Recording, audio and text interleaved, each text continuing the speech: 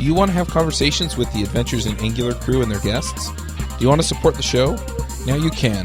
Go to adventuresinangular.com/forum and sign up today. Hey everybody, and welcome to episode 13 of the Adventures in Angular podcast. This week on our panel we have John Papa. Hey everybody from sunny Florida.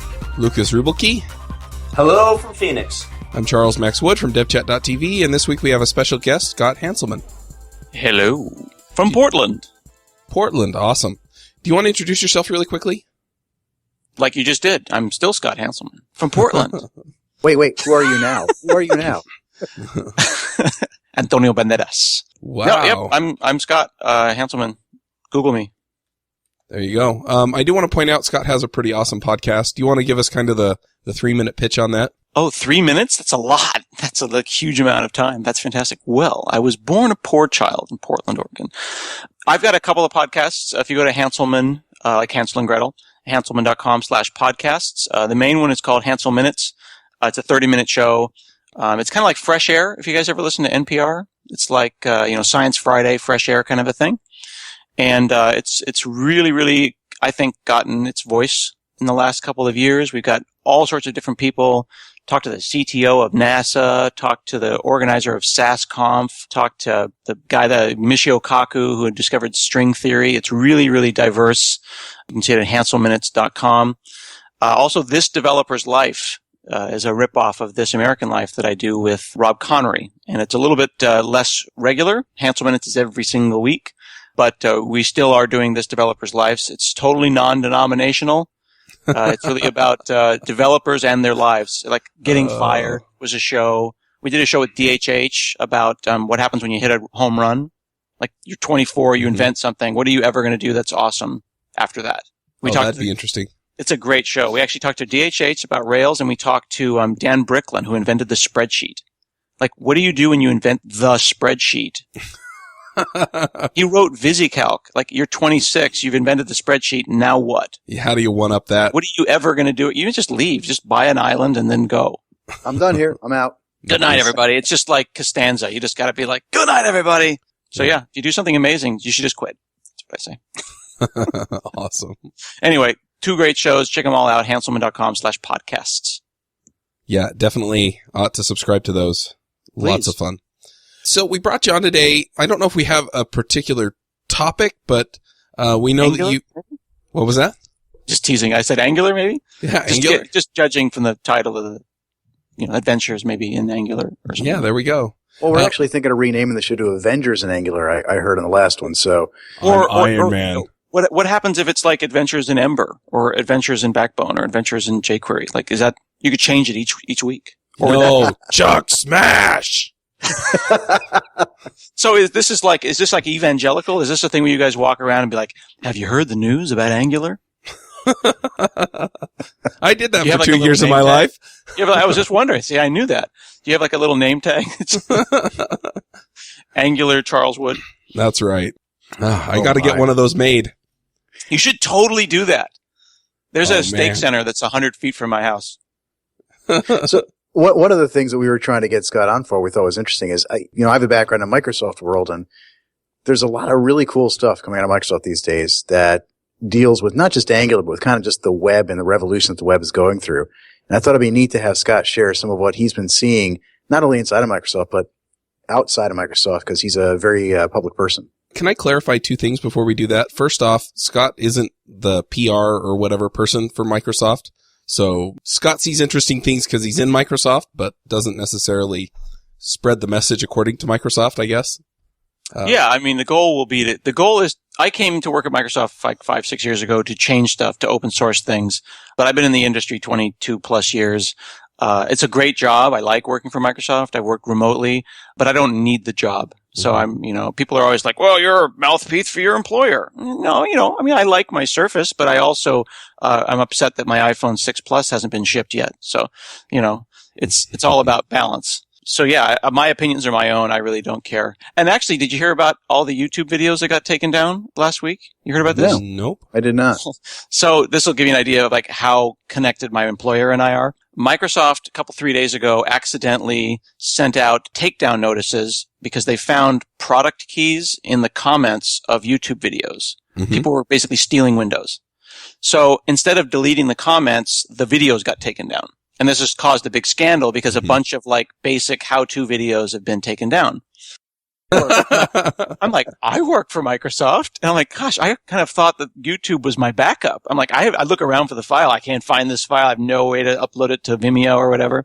Anyway, the Microsoft account, like immediately, Chris Pirillo was taken down. A bunch of people were like, oh my goodness, we apologize. They undid it. My video's back up. But yeah, when Microsoft sends its own employee a takedown video, it lets you know that like we have lives on the side and they didn't even know. And anyway. I've got this image in my head of Satya standing on your back with your arms behind you, twisted up in the air, going, "Stop doing it, Scott." Pretty much, yeah. Just like here, stop making how-to videos that are helpful, or I will take away your 401k. I'm just waiting for the day that you get a cease and desist and a paycheck from Microsoft in the same day. I would, if that happened, I would take a picture of that, and I would be like, yes, here's my. But anyway, there's lots of cool people at Microsoft that talk the straight poop, just like there's people at Google that do the same thing. Yeah. Although no one at Apple is ever allowed to speak publicly about anything. Yeah. I think they actually cut their tongues out of their mouths when they go there. Where are the Apple bloggers? Like, apparently the only one allowed to talk is Gruber, right? He's the only one who's kind of like allowed to speak. Everyone else just. It's he who must not be named. Yeah, apparently. Yeah, I'm just surprised. The other thing I want to point out as we get going is that Microsoft really has embraced open source, especially over the last few years that I've noticed anyway. And so if you're behind that effort, then, thumbs up. Well, I mean, I am behind that effort only because I'm the only one on the podcast who can take credit for it because there's no one else here. But in fact, it's a huge I'm sure. Of people. I mean, it all kind of started about maybe 6 years ago. But I mean, you've got people, and these are names that maybe people may or may not know, like Damien Edwards, Phil Hack now with GitHub, Glenn Block, Mads Christensen, and there's like a cast of thousands. And since then, they've actually made their own organization like Microsoft Open Technologies, and they're putting code in they're even doing GPL code. All of Azure SDK is open source. ASP.NET is running on a Mac, and we've got IntelliSense working in Sublime. 20% of Azure runs Linux.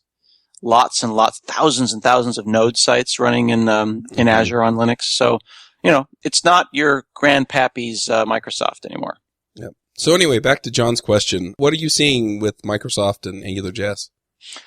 Well, so there was a time when it wasn't clear like if jQuery was going to win, and then Microsoft made the move to ship jQuery with Visual Studio, right? So it's a supported version of jQuery. And that was good and bad in that we kind of picked a winner, right? And it was cool. But then the question is like, well, with Angular and all the different other related libraries, should Microsoft throw their weight behind one? A bunch of people surprisingly were like, hey, maybe you guys should write your own. Seriously though, right? Like, dude, that's like baiting not just you. That is so baiting you. But it's not just a Microsoft thing. I mean, that's an IBM thing. It's a big company thing. It's like, well, popular open source thing made by the people, not really made by the people. Becomes popular. You should make the Microsoft version of that. But then it's like, how could X number of smart people at Microsoft compete with X to the 10th number of smart people in the world, right? If Angular and libraries like it came from the people in the sense of the greater, smarter people of the internet, who are we to think that the 15 people on this team could do it better? You know what I mean? So we've completely changed our perspective on stuff like that. So if awesomer stuff, I don't know if awesomer is a word, exists, then we should just support that. So like our JSON serializer sucked, so we used a thing called JSON.NET. And Angular is great, so we think Angular is great. So, bring it in. Modernizer, jQuery, Knockout, just any library that's good. Rather than us trying to make our own, we'll make the tooling that people who use Visual Studio expect awesome on it. So we're adding all sorts of great tooling for Angular on Visual Studio. In the new world of Microsoft, I mean, that seems to be a lot easier to actually go out and do. Under Guthrie and Satya and all of them. I mean, it seems to me like that's happening more now than ever. Would you say that's true? Well, yeah, we call that, so internally we have a word for this. It's called executive air cover. So when someone says, hey, I want to do this, some manager will say, well, do you have air cover? Meaning, if you do this, are you going to get, nailed from on high? now that Guthrie and Satya actually used to be Guthrie's boss. Satya used to be the boss of Azure. So I've hung out with Satya before he was the king. Super cool guy, totally gets it. Their attitude is like, hey, listen, what are we selling here, right? We sell Windows, we sell Office, we sell Azure. So anything that makes those things better makes those things better. And, we should support them then. That's pretty much how it should work. The other thing that's interesting is also that Angular is more than just the web. It's JavaScript in general. And since the Windows 8 and the Windows 8 application store, people are really into JavaScript. And you can, like most of the first-party native apps that we write, like the Mail app and things like that on Windows 8, are written in JavaScript. Lots of people are writing, Angular native applications, kind of like, Cordova type stuff, except for WinJS. So Angular means more to Microsoft than just the web. I mean, it's a useful pattern and it's a useful framework. Mm-hmm. So did they officially bless it in some way, or is it just, it's not about, support it? It's not about blessing anymore.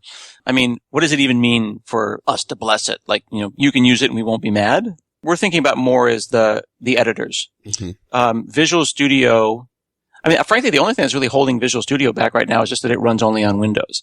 But if you sit down and look at the CSS editor in Visual Studio, and John can attest to this, short of WebStorm, it's pretty much unparalleled. You know what I mean? Mm-hmm. It is freaking epic. I actually showed it to Leah Veru once at a conference, and she said, I would almost spin up a virtual machine to get that editor. I thought that was really high praise. Yeah. She's not quite ready to put VirtualBox on my Mac, but I'm almost there. On the JavaScript side, though, we're building in support for Angular and IntelliSense. So the native editor in Visual Studio knows that Angular exists more than other frameworks and helps you along with all sorts of things. And IntelliSense is more than autocomplete, as Sean will tell you.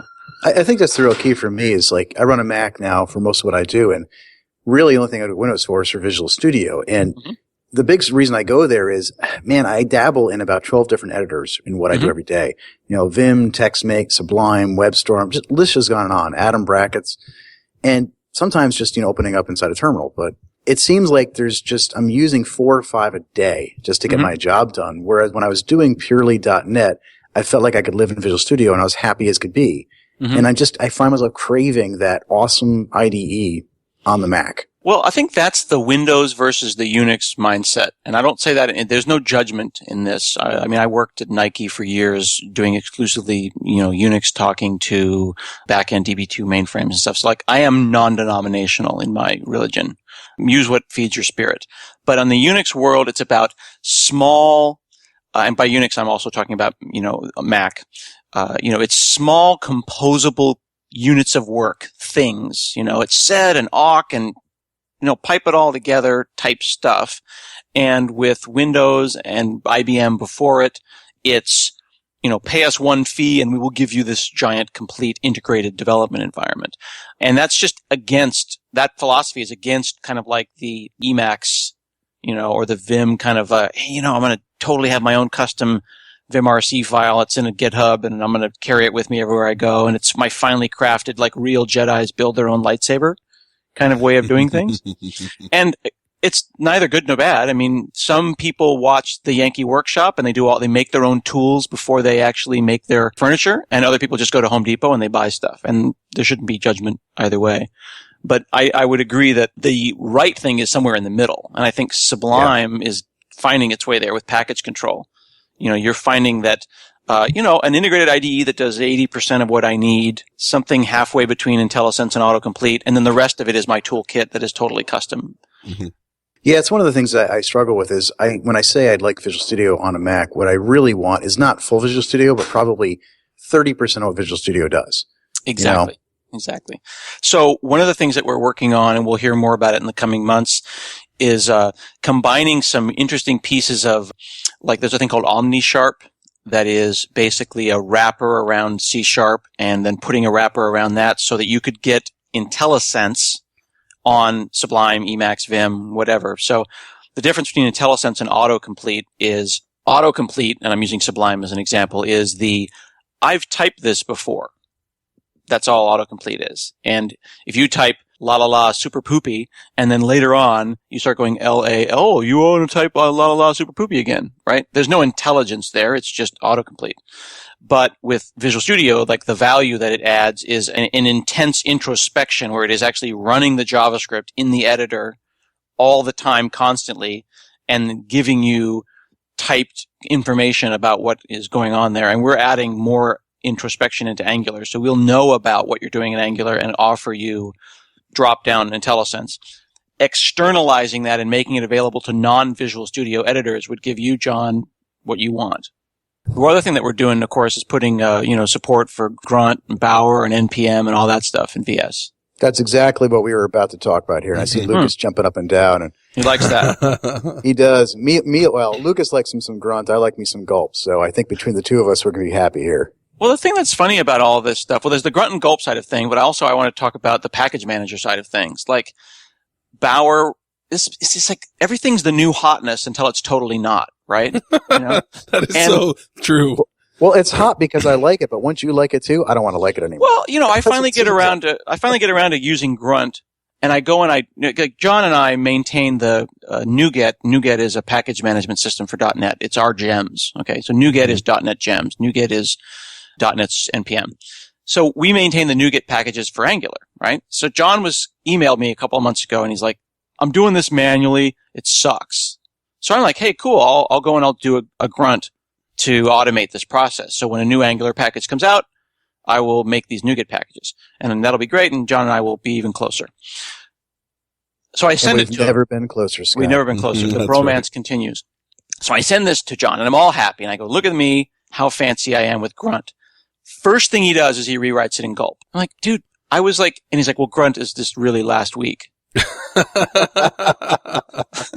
So I'm like, "Well, we're putting it in NuGet. Why don't we just put it in Bower?" And he's like, "Oh no, Bower is last Wednesday. We need to put it in NPM now." I mean, like, well, for crying out loud, where do I put this freaking thing that's going to make everyone happy? And ultimately, it's like Beta and VHS, Betamax and VHS, right? I just don't know who's Betamax and who's VHS, because inevitably the thing that wins isn't the most awesome thing. No, it's not. It's the VHS thing, right? Betamax remains still, apparently, according to some people, the greatest video format industry, right?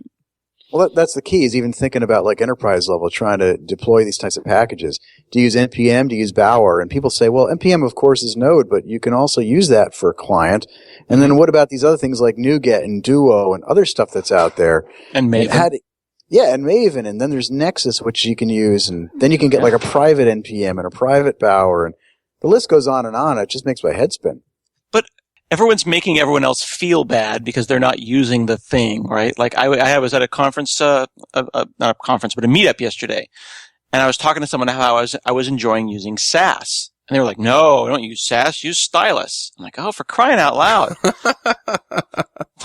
They're like, "Well, Stylus is done in Node, and that's much better if you're doing Node, and Sass is done in Ruby." I'm like, "I don't really care if it's done in Lua.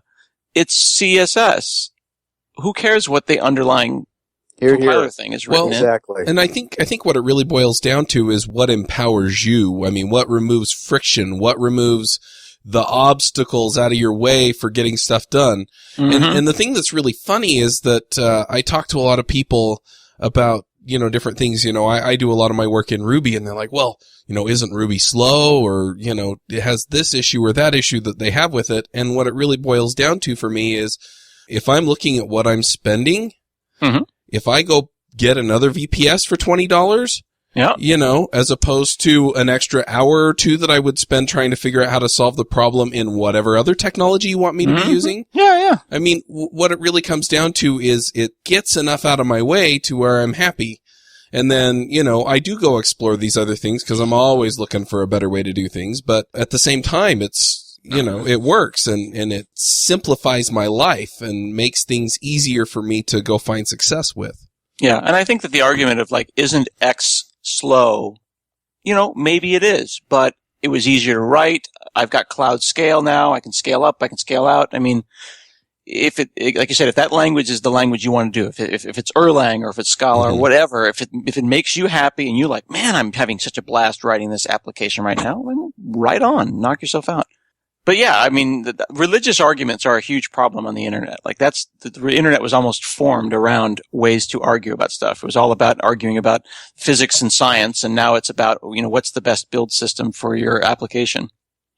Well, that's the big thing I struggle with a lot is it's not always just, if you're building your own thing, you can build whatever the heck you want. If you're building on a large team, you don't want a 20-person team working with, SAS, stylus, CSS, less, in my own custom homebrew. You want to have some kind of consistency. Mm-hmm. Whether it's the best one or not is not important. Sometimes consistency is more important than having just the best of breed. Right, right. So what we're doing is we're trying to build in the next version of Visual Studio, and we've actually got, you can look at my blog and go search for Gulp and Grunt and things like that. We've got NPM, Bower, we've got Grunt, we've got Gulp. We're basically making what we're calling the Task Runner Explorer.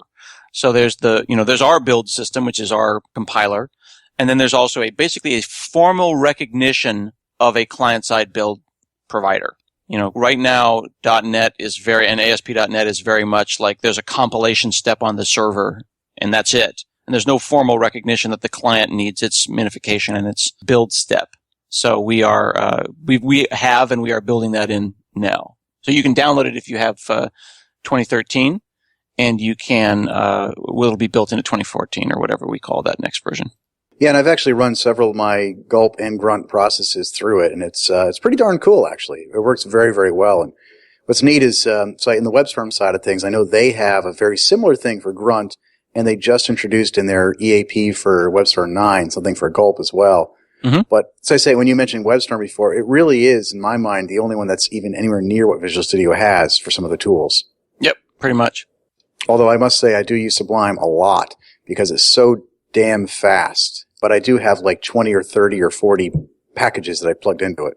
Yeah, I think, though, that you'll be surprised, at least on Windows. 2013, they're putting so much work into making the memory less. Actually, I'm going to bring up Sublime and Visual Studio at the same time and just see how much memory that they use. Visual Studio 2005 had a really, really bad rap for being fat. And from 2013 on, it's actually not that bad from a memory pressure perspective.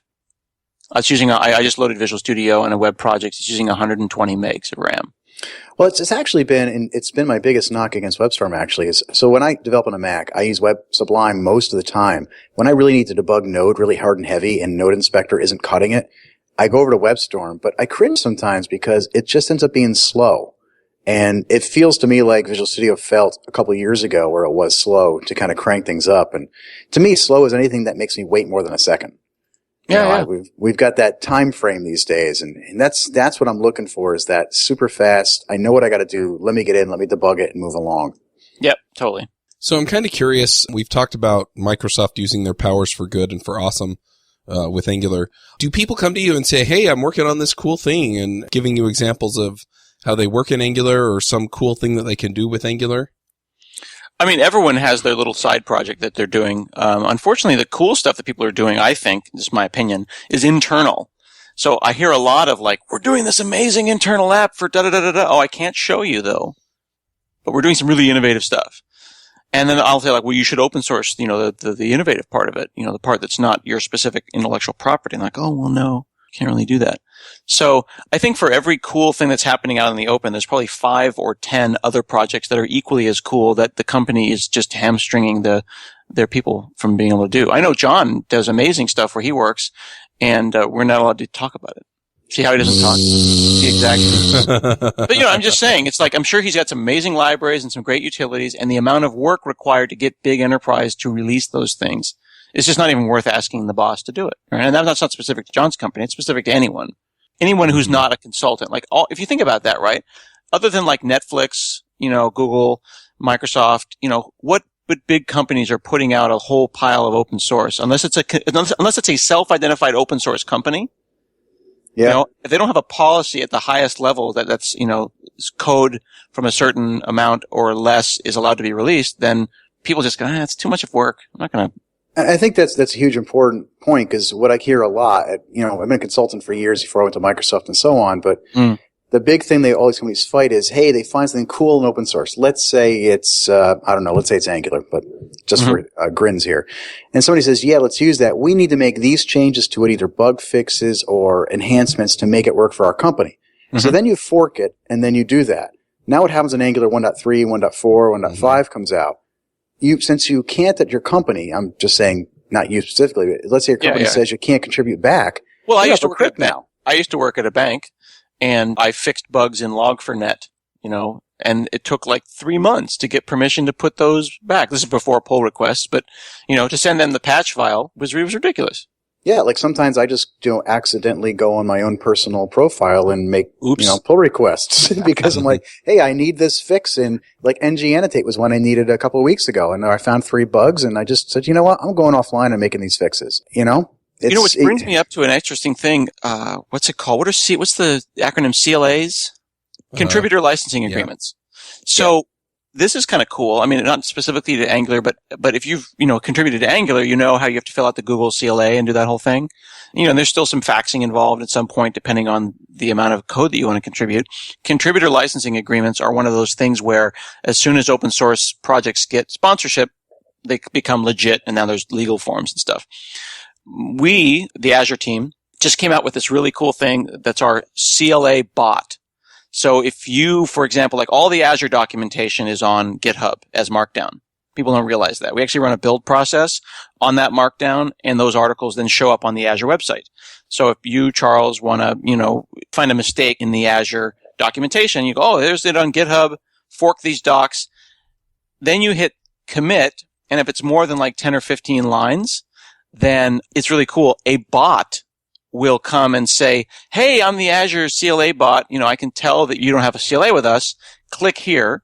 We link into your GitHub, like using OAuth, and then hook up DocuSign, email you a form. You fill it out, send it back. It's entirely automated. And the bot is actually labeling the GitHub pull request as CLA required, CLA received, and then pull request received.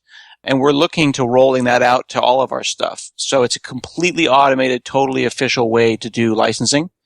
Really, really cool. And not the kind of thing you'd expect to see from us. Yeah, I found when I made a pull request to Angular probably 6-7 months ago on just like 3 lines of code changed on a bug fix in Angular mocks, and I figured it was going to be like any other open source. Yeah, I just make a pull request, they review it, they merge it. Yeah. This was, there was a CLA I had to sign and a process I had to go through, and they actually had an automated bot that went through that to like verify that everything worked. Cool. Beyond just Travis CI. Yeah. We're working on that too, testing, making sure that like, we won't even look at your pull request and bother with the CLA if it's going to break the build. Right. Now, do you guys use Travis, or what do you use? Every team uses different stuff. Some teams use AppVeyor. A lot of teams use the Visual Studio Online build system, Visual Studio Online, VSO. It all depends. I've got AppVeyor for a bunch of my stuff. I actually have a repo set up recently for some Angular apps I wrote where I'm running 3 or 4 of them at the same time just to see which ones break and fail and how which ones are faster. So I got CodeShip as another one that I'm actually using on there. They're pretty neat. They all offer the same basic core services, but what I like is some of these guys integrate with things like HipChat or Slack or Skype to tell your team, this thing broke. Yeah, absolutely. I think the idea of like these bots, like Qbot from GitHub, Slack, Jabber, any bots being able to ask bots about the build and do deployments from a bot are definitely something we're going to see more of in the. I think that's going to hit like an inflection point. Cool. So as far as the Angular stuff goes, I know Angular 1.3 was just released a couple of minutes ago. No, I think it was a couple of days ago by now. 2 days ago, you texted me and you're like, get the NuGets out. Yeah, and the reason I mentioned that is like the day that happened, I was in an all-day meeting, and all of a sudden I got like all these Twitter tweets and emails and hate mail, and I got a bomb delivered to my front door. If you don't get Angular out there, you're don't joke in trouble. About that. So luckily Scott took over, and I was like, yeah. Using grunt and gulp, right? Using your gulp stuff. But yeah, getting that build process. We should actually, what we should probably do is we should probably just write a bot. Because right now I had to go and like type something. That should just be automated. Yeah, it's such a hassle. No. That was, actually having to type grunt build and then publish, that's really hard. It was really, really more time than I was willing to put into it. No. But it's funny because, people are always like, Angular just recently announced that they're actually doing the Angular libraries on NPM. So they used to just do Bower. Now they do NPM, and we're doing the NuGet side of it. So you can actually get Angular any way you want, which is kind of cool. Are they going to stop supporting, like, is Bower losing? It seems like I'm hearing from the people that Bower is kind of on the way out and it's going to be NPM all the way. So when Brian Ford posted that on Twitter the other day, I think I was watching the feed, and before I could even ask the question, like 20 other people tweeted him, hey, what about Bauer? Are you going to stop doing that? And of course, their answer was no, we're not going to do that. But the reason we did NPM is because we just had an overwhelming desire for people to want this to be delivered through NPM. So it sounds like they're going to support both of these. Until one loses. Yeah, I mean, it's just like, anything you guys would do as well, I imagine. If everybody wants both of these things, then why not offer both? Well, but like I say, at some point, VHS has to win, and it's just unclear who VHS is. I mean, I'm sure there's still people out there that use, like, Moo tools that are totally sour about the great, jQuery fights of the aughts. They're still in denial, too. Moo tools will rise again. You should tweet that. But the same thing is happening around package management, I think. We just need to pick and be done and move on with our lives. I think we do, and people need to get over the fact that NPM seems like Node and Bauer seems like client, and there's good sides to both of those. What I really look forward to is I heard on your JavaScript Jabber, Charles, you guys are talking with the NPM folks about a private NPM that they're going to be offering in the near future. That sounds pretty darn cool. What I want to see from a Windows perspective, because we're not going to be able to fix MaxPath anytime soon, is a flatter NPM. The Node modules folder just is stupid, and it's a totally ridiculous, repetitive way. It's like, I think they mentioned that on the podcast, actually. Express foo, NPM install. Okay, 80 megabytes of crap later. Like, come on, seriously? And 1,000 path long deep Node modules folders? I get it. Flatten that, please. Is there any word on when they're going to flatten it out? They mentioned that on your podcast, didn't they, Charles, that they were looking at doing that? I don't remember specifics. Yeah, that caught my ear because nobody's caught my ears because I deal on the Mac and Windows where I work, and the Windows folks are always getting a bad rap of, hey, Node doesn't work on here. Why? Well, it's not Node doesn't work. It's that the Node modules folder is 1,800 characters long. Yeah. And therefore we have an issue. And they were mentioning they're going to do that. I think that has to do with the triple or quadruple nesting of the same library that's dependent upon. Yeah. Well, and you can, again, I'm not trying to excuse Windows. The MaxPath issue is a problem. The issue is that the file system supports an infinite length, but Windows Explorer doesn't understand things over a certain length. But regardless, 2,000 character long path names are a hassle everywhere. I mean, we've all, changed directory into our fifth Node modules, even on a Mac, and we're like, okay, I get it, please. It's like, especially when you've got like 20 different flavors of Lodash loaded in your Node project. Yeah, no kidding. Yeah. Well, cool. So we have a couple of things coming up too that I think is kind of important to mention. Maybe it's time to kind of get to the picks then, or? Yeah, we're kind of at that time. Let's go and do the picks. So Plex. Plex. You know about Plex? Plex is a media server. Runs on anything. Plex.tv. Plex is glorious, and they just released it for Xbox. So this means that I have a Synology Linux NAS over in my closet here with all of my TV shows and all of my home movies and all of my archived DVDs on it. And I then have the Plex application on my iPhone, on my iPad, and now on my Xbox. It is my central ecosystem for managing all of my life's media. It is everything. It is glorious. So if you are a person who likes movies and you'd love to be able to sit down on your iPad and say, grab that movie and then jump on an airplane and then watch that movie, Plex changes everything. And the addition of it on the Xbox is glorious. Truly, truly glorious. So if you haven't heard about Plex, for God's sake, learn about it. Awesome. Do you have a JavaScript tip or something for us? Plex was written in JavaScript? You're making that up.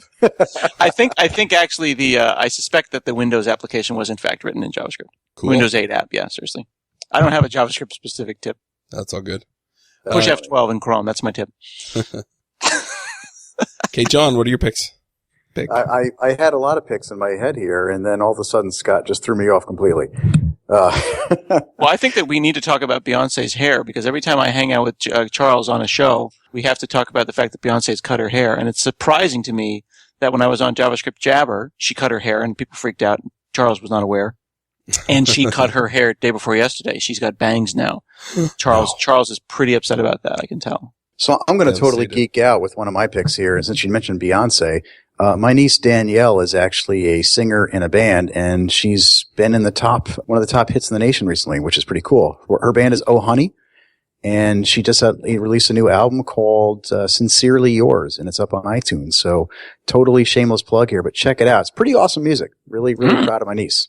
That's cool. Going to see her in concert next week, actually. She's going to be down here in Orlando, and I'm really, really going to be kind of neat to watch her in concert. And she's opening up for American authors.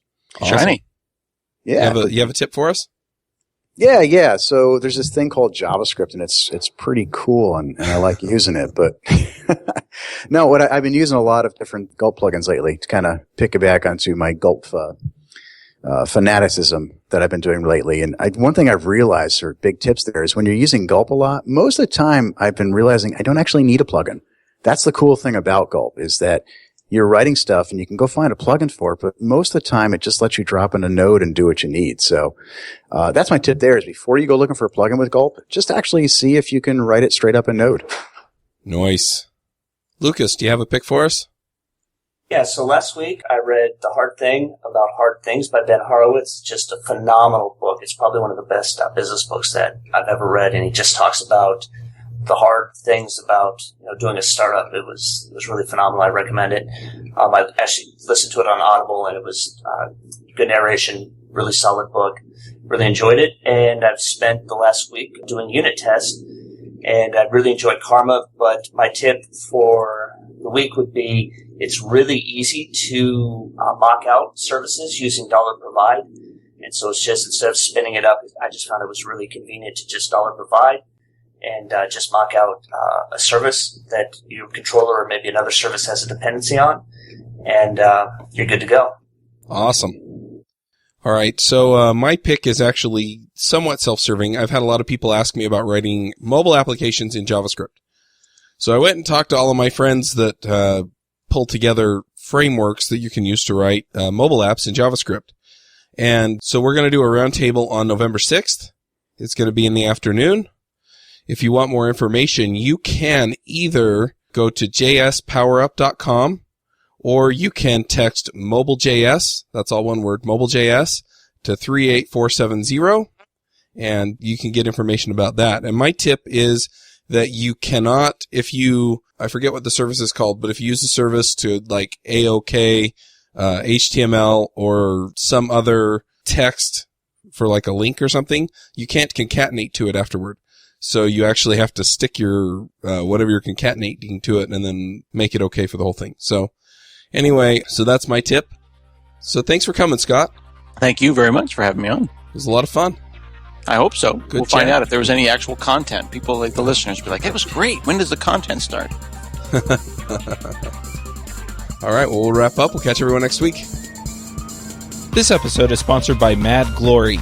You've been building software for a long time, and sometimes it gets a little overwhelming. Work piles up, hiring sucks, and it's hard to get projects out the door. Check out Mad Glory. They're a small shop with experience shipping big products.